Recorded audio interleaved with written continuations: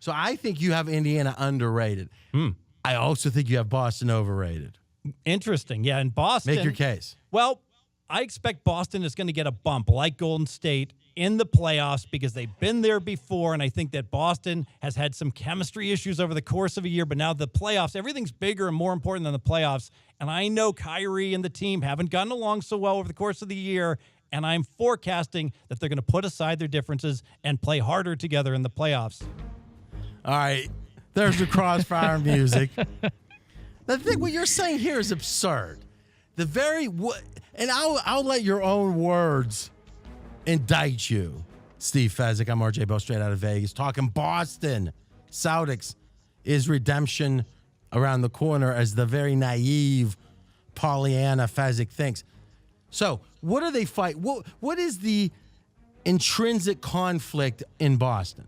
There's only one basketball, and everyone played great last year when Kyrie Irving was out in the playoffs, and then so the young players, less playing Tatum time and such, stepped up against LeBron in the finals, almost won in the conference finals, almost won that thing, and they were like, "We've arrived." Brown, Tatum, scary Terry Rozier, we've arrived, and now all of a sudden they get less time, and all that's the core. Now, so really, what we're saying, it's profile, it's spotlight, it's who's going to be on SportsCenter, right?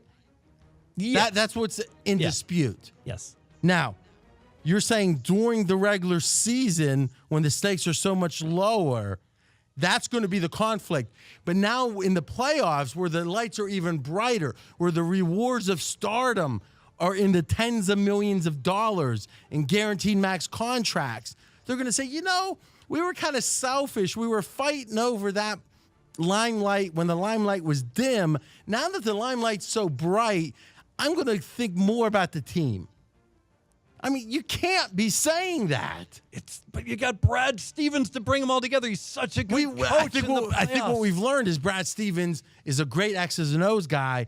Brad Stevens isn't necessarily the kind of guy that can manage egos at the level of these guys. That's been a problem this year, yes. So what is the current market price? The current market price, of course, Boston's a big favorite in the series, minus 650. Take back Indiana, plus 450. That's a big straddle. You sure it's not plus 500? Oh, I'd give you plus 500. All right, so let's do $100. Wins me $500. I'm taking the Pacers.